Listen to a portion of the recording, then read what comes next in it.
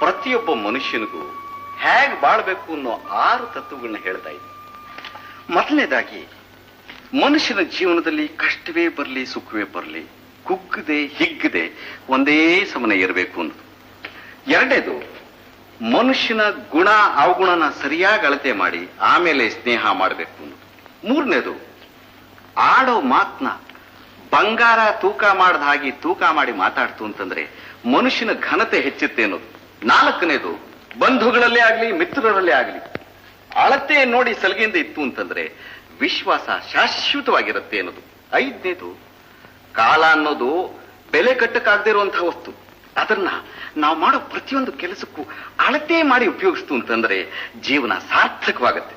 ಆರನೇದು, ಯಾವ ಕಾರಣಕ್ಕೆ ಆಗ್ಲಿ ಮನುಷ್ಯ ತೂಕ ತಪ್ಪಿ ನಡೀಬಾರ್ದು.